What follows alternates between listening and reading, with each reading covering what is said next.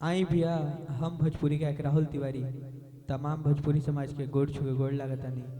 फिर से हमारे एक लाइव सॉन्ग शोभा म्यूजिक के माध्यम से आवे जात बा। तो जे हमरा के चाहेला सुनेला शोभा म्यूजिक के लाइक सब्सक्राइब एंड शेयर जरूर करी और हमारे गाना के शेयर करी और सुनी। रे ना आई एगो लड़का एगो लड़की स्कूल में पढ़ा था लोग। लड़का के लड़की का कहतिया तो लड़का कहता कौना भाव में कहता ये भी हो। हाँ किलो फर बना दे चाहे हम के आवारा कि तोरे पे मारेला दिलवा बेचारा। किलो फर बना दे चाहे हम के आवारा तोरे पे मारेला दिलवा बेचारा। तोरा बिना दुनिया हमार लूट जाई रे कि भैया कह जन रे पगली हर दिलवा टूट जाई रे। आई कौन भाव में कहे कभी भी हो। कि लोफर बना दे चाहे हम की आवारा, लोफर बना दे चाहे हम की आवारा। तोरे पे मारेला दिलवा बेचारा, तोरे पे मारेला दिलवा बेचारा। लोफर बना दे चाहे हम की आवारा, तोरे पे मारेला दिलवा बेचारा।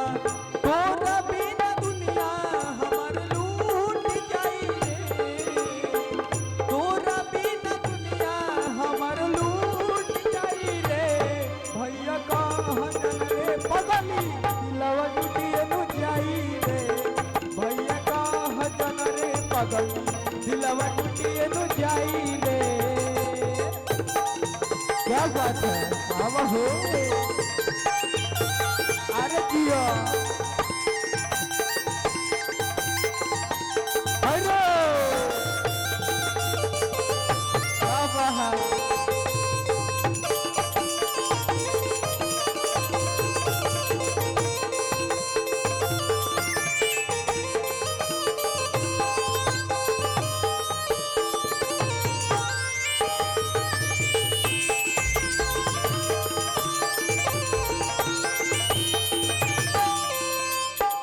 लड़का का कहता कौन भाव में कहता दिया।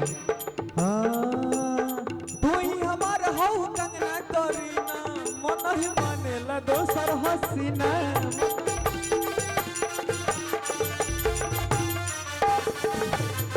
तू ही हमार हो कंगना करीना मन ही मानेला दोसर हसीना, मन ही मानेला दोसर हसीना।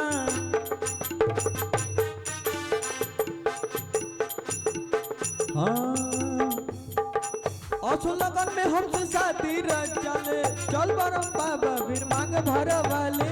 चल बरम बाबा फिर मांग भर वाले, चल बरम बाबा फिर मांग भर वाले। असो लगन में हमसे शादी रचाले चल बरम बाबा फिर मांग भर वाले, चल बरम बाबा फिर मांग भर वाले। तोरा बिना दुनिया हमार लूट जाई रे, तोरा बिना दुनिया हमार लूट जाई रे। भैया कहाँ जन रे पगली टूटिए नु जाई रे। भैया कहाँ जन रे पगली दिलवा टूटिए नु जाई रे। भैया कहाँ जन रे पगली दिलवा टूटिए नु जाई रे। भैया कहाँ जन रे पगली दिलवा टूटिए